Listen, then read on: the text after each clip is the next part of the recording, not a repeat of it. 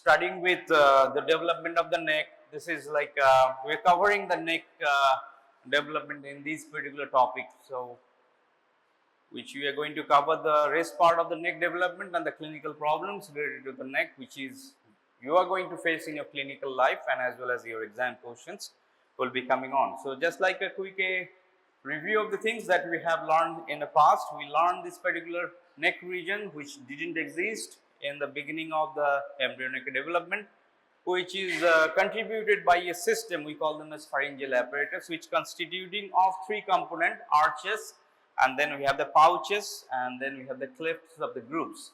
So, these three contents are basically contributing to this particular neck and head structures. And these mesoderms out here is coming from different sources. They are coming from intraembryonic mesoderm and a transformed cell, we call them as neural crest cells, which is of interest because this is something special that happens. Now, this particular mesoderms gives rise to this particular skeletal element muscles, and they are fed by these arteries and the nerves. Each of these arch is fed with the artery. We call them the arch artery 1, 2, 3, 4, 5 like that. And we have dedicated nerve for them to supply the muscles to them. Each of the arch have an individual nerves which supplies only the muscles which is derived of it. And we learn this particular, like all of these particular arches is giving rise to these names of the muscles and the nerve supply to them, and we find a logic why some part of a muscle is supplied by some of the nerve, and while the other part is supplied with other cranial nerves, so on, so on. So, this particular chart, which is basically like gives us an gist of view of the content about this particular pharyngeal arches, which is developing into the muscles and developing into the ligament structures, developing into skeletal structures. Now, moving from this, we learned yesterday about this particular content. We call them as pouches, and we have 4 of them pouches. And eventually, we learned this particular pouches yield some of these particular important head and neck structures in the human adult. And if you summarize it to this particular arches, pouches, what it basically yielding into, this basically chart helps us to identify what they are producing in the adult side. Like they are producing this particular middle ear cavity, eustachian tube, they are formatting the tonsils and this particular parathyroid gland. There are 2 sets of that, superior, inferior and thymus, and as well as we have this ultimobranchial body, which eventually leads into parafollicular seed cells. They are having some kind of immense clinical importance in terms of clinical development. And if something goes wrong with this parathyroid gland and thymus, because they keeps on migrating, we find them in abnormal positions. That's why we see this particular parathyroid gland in abnormal positions, and explain why this particular thing, why parathyroid glands are seen roaming and seen as a like ectopic tissues elsewhere in the neck regions. So, this much we have covered. So, we are going to the third entity, we call them as the pharyngeal cleft or the groove. That means we are moving to the outer side, and this is easy part, but clinical problem based on these particular regions is pretty common. So, we have seen this arch, we have seen this particular yellow thing which is endodermal sac or pouches. Now, we are moving to the exterior side, external side, ectodermal lining and groove in between, we call them as pharyngeal crave or pharyngeal groove. They are lined by ectoderm, and likewise this particular inner side, there are also 1, 2, 3, 4 of them are there. So, 4 outside ectodermal grooves are there, we call them as cleft as well. So, groove or cleft are kind of interchangeable words or the things we can address to them. So, we have this first pharyngeal cleft which is kind of special to us. So, this one is the first pharyngeal cleft as you are seeing here, number 1, which corresponds with the pouch number 1 on the inner side or the endodermal side. And with this seen this particular first pharyngeal pouch in this particular inner side, it gives rise to the middle ear cavity and this eustachian tube. Part of this forms this cavity and part of this forms this particular tube that you have learned. Now, what this particular cleft is doing out here, this particular cleft on this side which corresponds with the pouch number 1 close to this region tries to invaginate between this particular arch number 1 and arch number 2, and eventually they come close by, and this particular one makes a kind of like spended diverticulum which you can see from this A picture to B picture. As it grows with the time, they creates a blind pouch which is like this and touches to this particular mid ear cavity or middle ear chamber like this. So, this particular ectodermal side which is pharyngeal cleft number 1 creates a tract which is known as external auditory meatus. That means external auditory canal. So from this pinna, that particular cavity which heads towards this middle ear, this one only created by this particular pharyngeal cleft number 1. So pharyngeal cleft which is creating this external auditory meatus, that means the track only. The pinna and the exterior ear is not from this particular part, that develops from something else. So only this external auditory canal which heads towards this middle ear cavity, towards this first pharyngeal pouch, this much is grown from here. So this is about this particular first pharyngeal cleft or first pharyngeal groove. Now group number 2, 3 and 4, they have a similar story. The other, this is easy. You see that second pharyngeal arch which grows bigger than that of arch number 3, arch number 4. So they overgrown, this second arch grows and hangs down. As this particular second pharyngeal arch grows bigger and hangs downwards and outwards, this covers this particular pharyngeal cleft number 2, 3, 4. And eventually they bury together and touch this particular root of the neck. We call this epicardial ridge, which this particular heart is going to develop in that particular region. Touch over here and close this particular whole entity.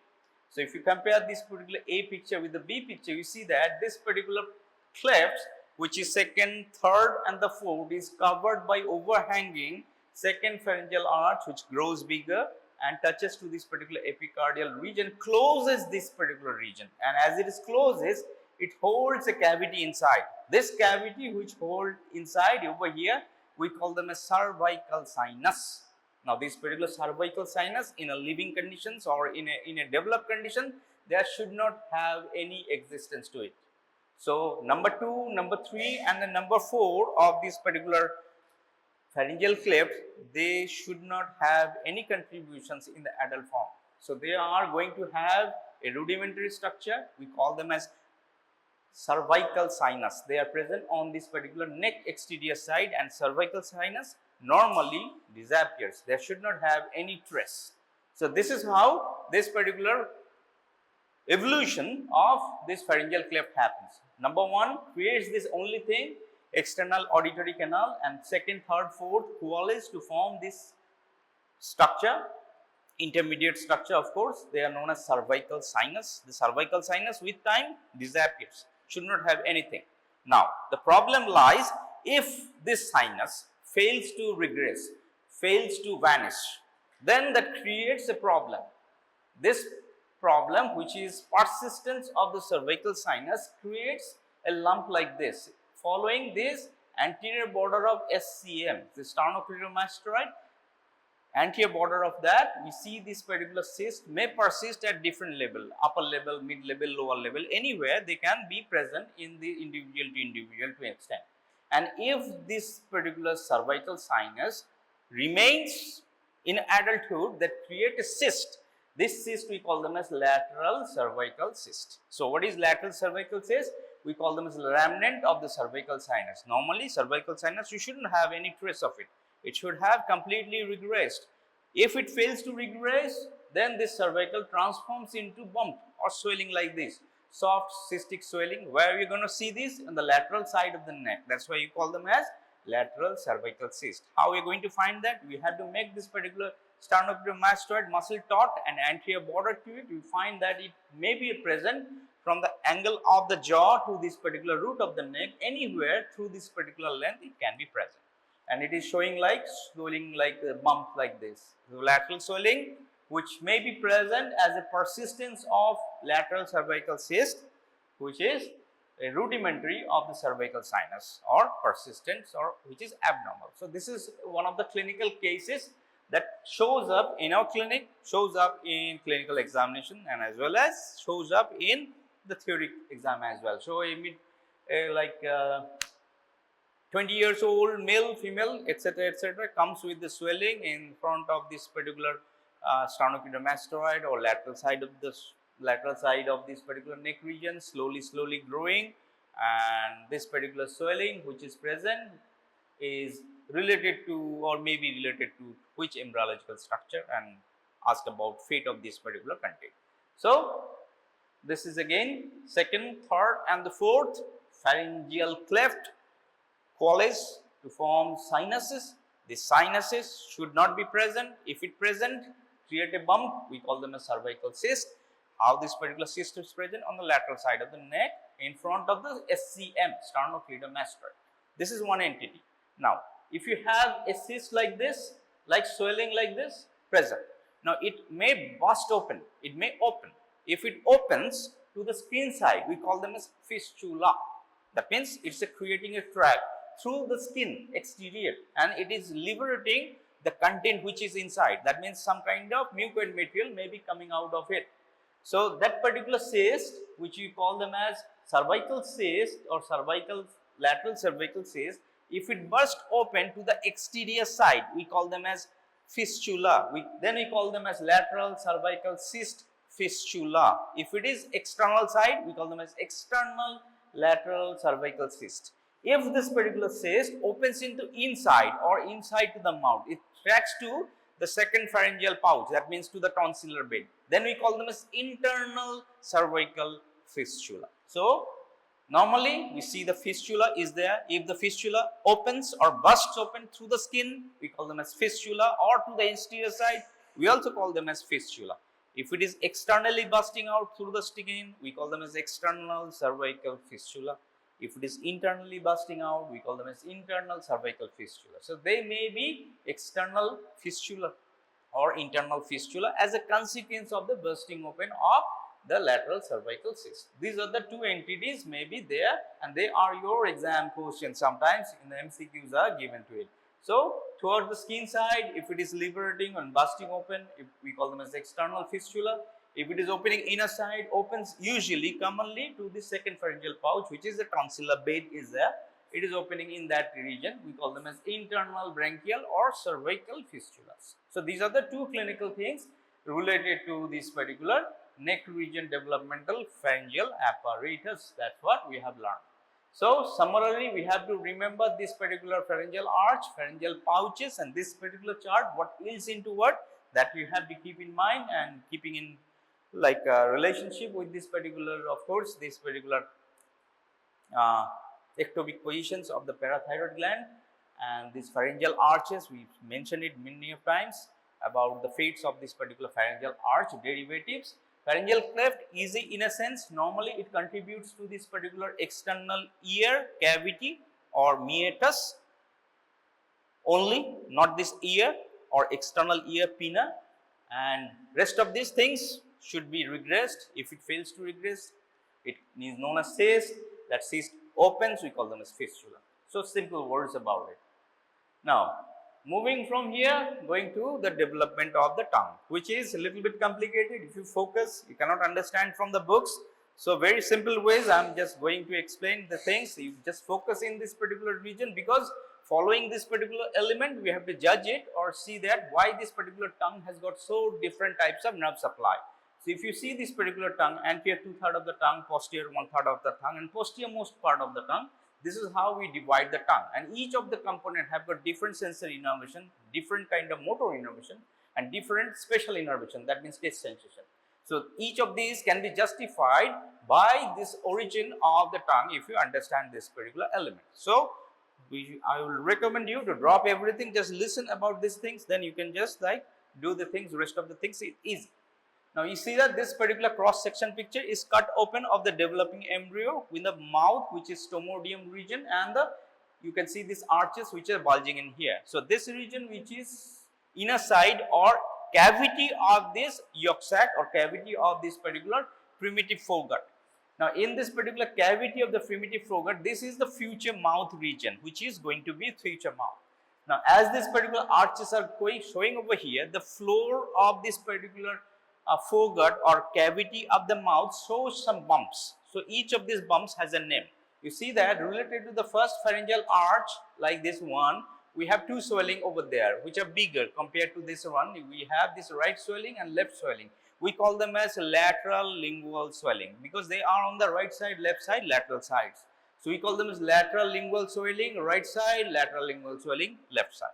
Now, there is another swelling in between this lateral swelling is there. We call them as midline swelling. That is not very pronounced one. we call them as tubercular impart, which is related to this particular first arch. These particular swellings are there, 1, 2 and 3. So this lateral lingual swelling, 2 of them are there, and in between we have a swelling, we call them as tubercular impart. So 2 plus 1, these 3 content gives rise to the future tongue, anterior 2/3 of the tongue. So tongue can be divided into anterior 2/3, posterior 1/3. So we have to remember these 3 names to understand this. Then we can forget.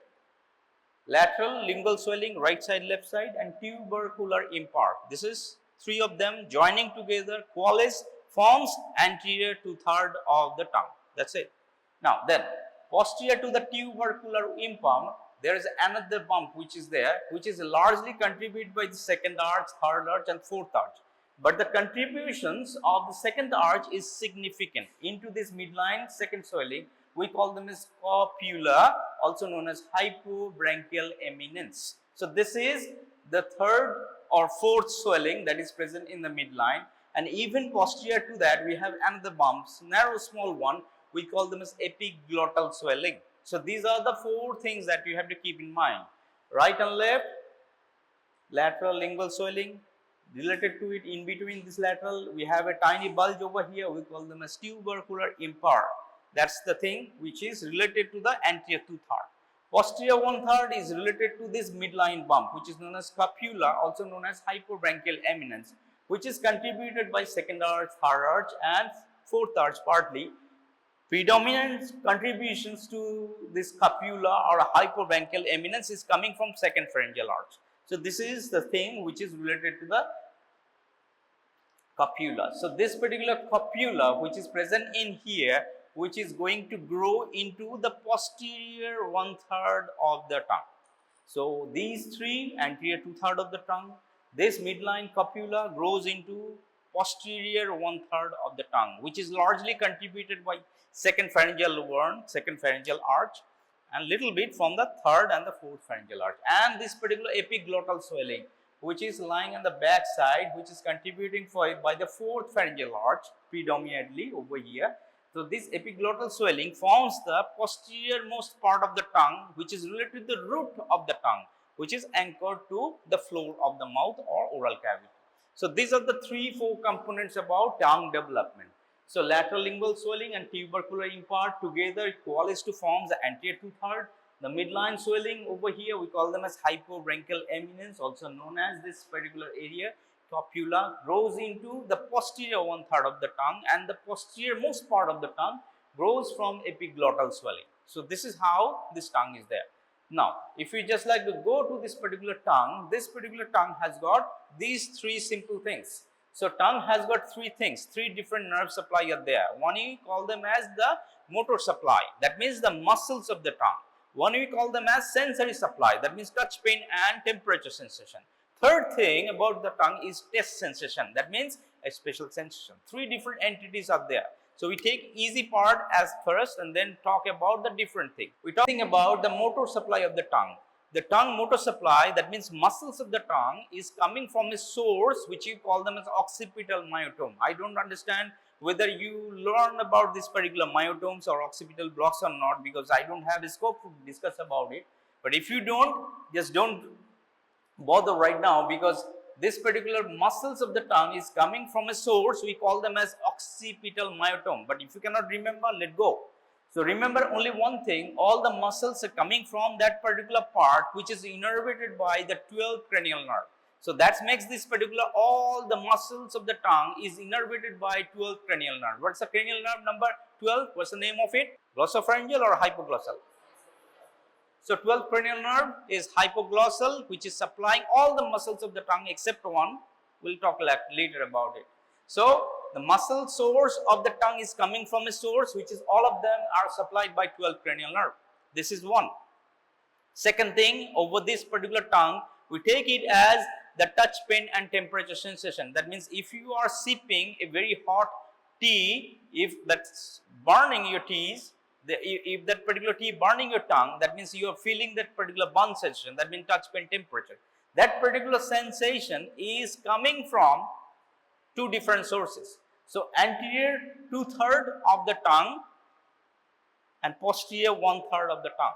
So this particular touch pain and temperature sensation from the anterior 2/3 of the tongue is supplied by this particular mandibular branch or mandibular branch of lingual, which is trigeminal nerve or cranial nerve number 5. Whereas posterior 1/3 of the tongue, which is receiving the touch pain temperature sensation, is coming from the cranial nerve number cranial nerve number 9, which is glossopharyngeal nerve. So this general sensation of this particular tongue is coming from two different sources, 5th cranial nerve or 9th cranial nerve, which is known as glossopharyngeal. So trigeminal or branches of trigeminal or branches of the glossopharyngeal, which is giving this general sensation of the tongue, that means touch, pain, temperature sensation. Now the third entity, which is a complex part of the tongue, we call them a spatial sensation of the tongue. The spatial sensation of the tongue also anterior 2/3 and the posterior 1/3 different.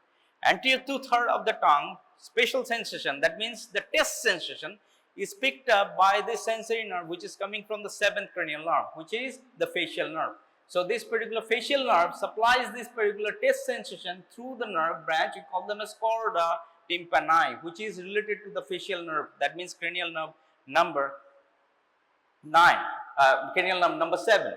And then we have this particular taste sensation of the posterior 1/3 of the tongue is supplied by the cranial nerve glossopharyngeal, that means 9th cranial nerve. So this innervation difference is there. So why this particular innervation difference is there between this general sensation and the taste sensation is because of the developmental epithelium source of the tongue is coming from different pharyngeal arches. So this particular anterior 2/3 of the tongue epithelium, which is overlying between this particular anterior 2/3, is coming from first pharyngeal arch. That's why it is supplied with this particular general sensation coming from 5th cranial nerve, which is the cranial nerve number 5th for this one. For this particular epithelium, which is related to this particular posterior 1/3 of the tongue, is coming predominantly from the pharyngeal arch or pharyngeal arch number 2. That is why there is supplied by this particular sensation over here is glossopharyngeal. Now, the catch is there, this particular thing which is related to this particular taste sensation, which is coming from this region, which is anterior 1/3 of the taste sensation, which is coming from facial here. So this particular element, the taste sensation, that means taste bars, which is a special entity which is coming from a different epithelium sources. We call this particular epithelium, which is a transformed variety of the neuroepithelium. So this taste bars is the neural tissues. So this particular neural tissues, which is sitting in the anterior 2/3 of the tongue, is coming predominantly from the neuroepithelial sources. That's why this particular anterior 2/3 of the tongue taste sensation is supplied by the facial, whereas this particular taste sensation on the posterior third of the tongue is supplied by the glossopharyngeal itself. So summarily, this particular chart we have to remember about muscle supply of the tongue, general touch pain temperature sensation carrying fibers of the tongue, and the special sensation of the tongue, anterior 2/3, posterior 1/3. So this particular entity we have to keep in mind where from these particular swellings are coming and how this particular fusions of the swelling gives rise to the anterior 2/3, posterior 1/3 of the time. And finally, the end result of this innervations or embryological explanations why different arches are having different kinds of innervations which is related to this particular tongue over here. So only thing which is kind of like a kind of different out here is the taste sensation, which is the neuroepithelial cells supplying to it. So you have to remember this particular entity of the tongue development, and this is what we are going to talk about beforehand, the muscles of the tongue. This is coming from the neck region, we call them as somites. So the neck somites which is related to it, we call them as occipital somite. They are coming from the neck region invading into this region. So these occipital somites are innervated by this particular 12th cranial nerve. That's why it receiving the nerve supply to it. So this is about the tongue development. You may forget about this particular entity, tubercular impart, lateral lingual swelling.